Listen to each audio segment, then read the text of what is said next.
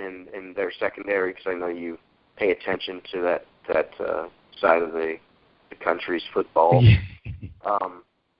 It really kind of told me that they're going to probably look to take him out. They're not going to be able to do much with Travis Kelce because the dude is he's really becoming the best tight end in football.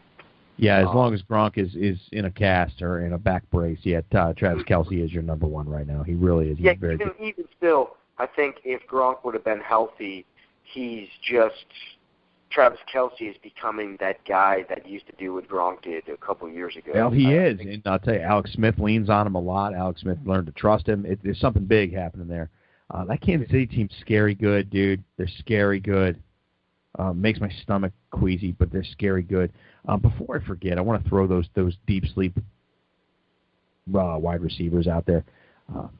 And they were in that Seattle game that we were referring to. If a Doug Baldwin comes out of that game, I recall a young man by the name of Jermaine Kearse last year who won me some big loot in a playoff weekend on a Sunday when he found the end zone a couple times. He's starting to find his way back into their lineup now with Tyler Lockett out. Jermaine Kearse had 9 targets last week, 4 catches, 37 yards, and a touchdown. They got to win this game. They're going to do a lot of it on the ground. Jermaine Kearse is going to find the end zone once, and so may Tanner McAvoy. I'm not saying run out and start Tanner McAvoy in all your lineups, but if you got to have that sacrificial lamb spot, he's $4,500. He's dirt cheap. 3 targets, 3 catches. I don't know that he had more than 40 yards last week. He had 41 yards now that I got to the page. 3 targets, 3 catches, 41 yards, and a touchdown. He's another guy that if things do go the way I think they're going to go for the San Francisco 49ers, they're going to get blown up quick. Jermaine Boykin, the backup quarterback there behind Russell Wilson's the kid from TCU. He's actually not a bad passer, and he fits that system really well. Yeah, Trevon Boykin. Trevon Boykin, thank you. He may get some work with the likes of Tanner McAvoy and Javon Kearse. Now, look, this is what I'm talking about. These are just bullshit plays. But I'm pointing out they're deep sleep at $4,500. If you got to overspend on everybody else and plug in the cheapest available player, that's your guy. Those are your chances in a Jermaine Kearse. That really opens up cap space. Where I'm at with my 4 o'clock lineup and Jermaine Kearse plugged into it gives me $5,500 on the average with only 3 slots left. So I have some room. So if you have any other receivers, let me know. But I'm ready to move on to those tight ends. We called it, you might want to slip in after what he did last week. How could you not? Adam Thielen in a lineup or 2. We talked Devontae. We talked, like I said, any lineup where you're starting a Green Bay wide receiver, you want to do the carousel. You do. Thing with Detroit.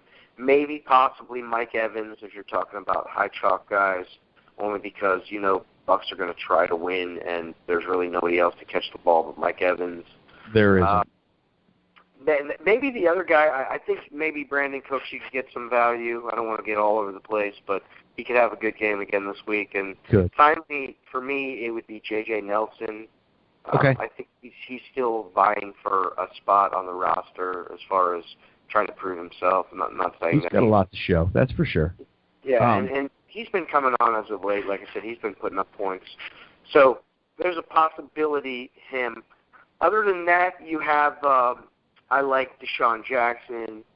I like Pierre Garçon. Like I said, there's only 3 games that I'm really targeting this week for guys that I think could put up the type of points on a typical Sunday, without the effects of taking games off and whatnot. And I think it would be the Redskin game. I think it would be this Green Bay-Detroit game, and then I think it's the New Orleans-Atlanta game, and then it's select players from the other games, which I'm not going too deep in those. So sure. A couple more receivers quickly. I love Cameron Meredith this week against the Vikings. Okay. I like Cameron Meredith a lot. Matt Barkley is proving that he deserves a shot at that starting job next year. And that said, we say it all the time in this show. These guys are like 1099 employees. They play for the name on the back of the jersey, and I don't blame them. Matt Barkley's played well. Has he thrown 3 interceptions in a game? Sure. He's not very good. He's not that. But he's played well. He's not Aaron Rodgers, I know that, but he's going to play well. He's going to throw the ball, and Minnesota's defense is falling apart.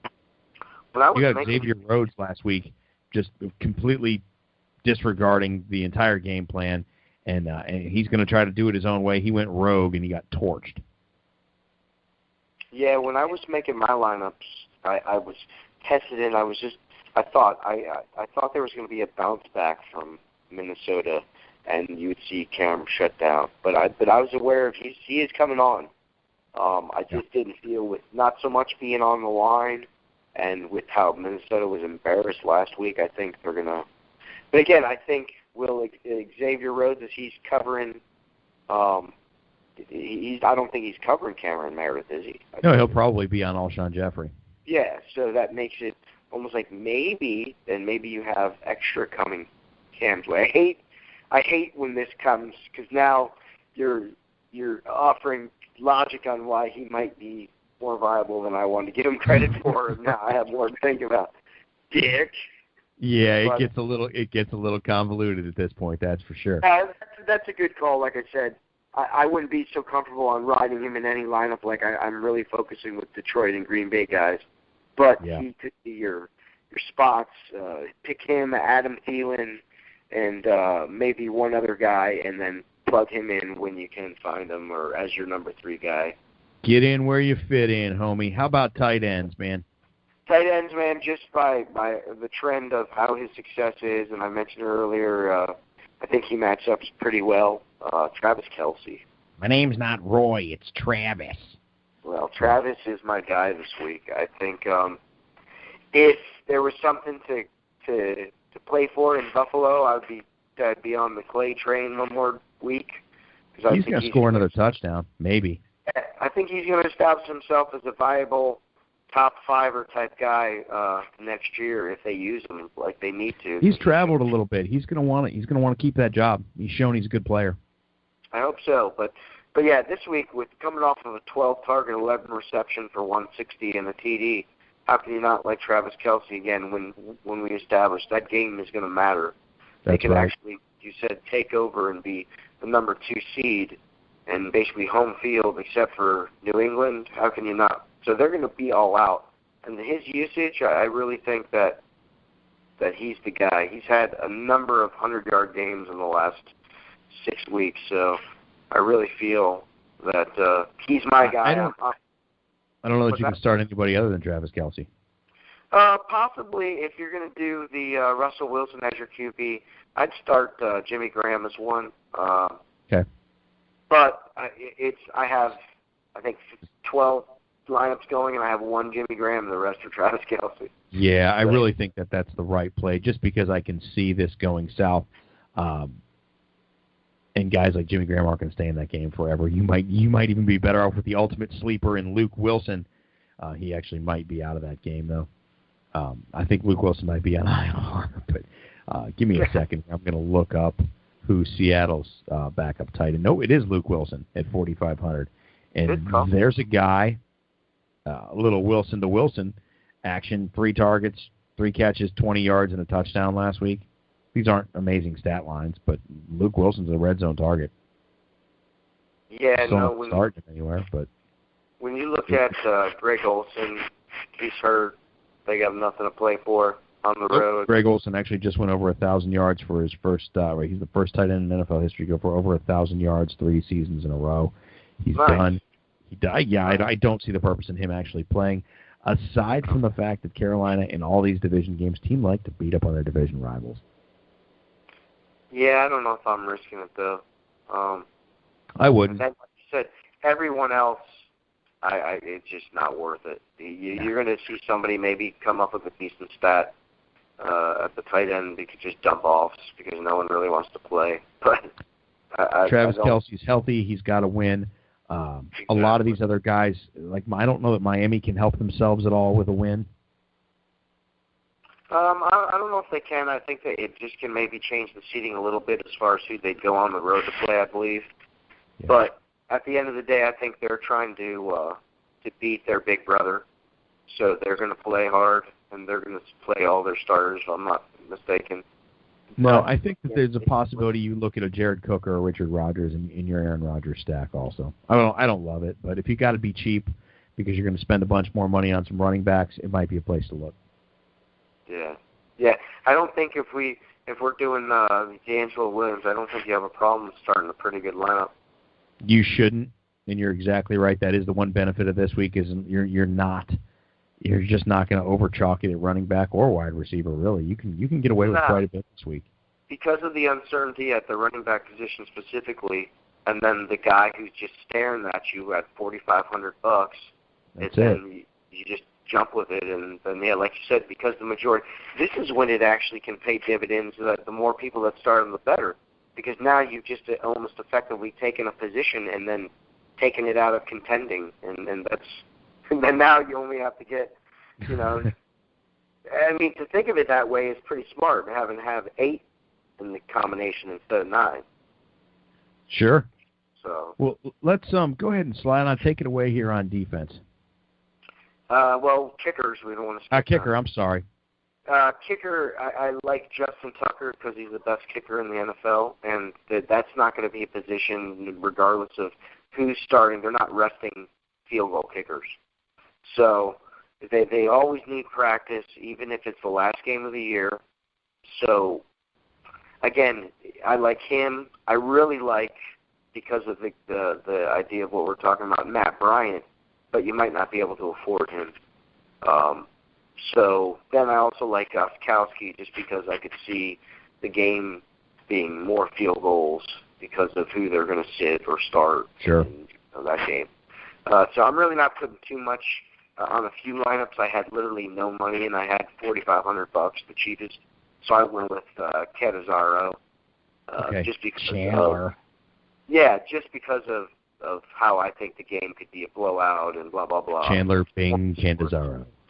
So yeah, this is the only position that I'm not worried about the game per se. I still would like to be able to pick, a Matt Bryant every time because of what's on stake.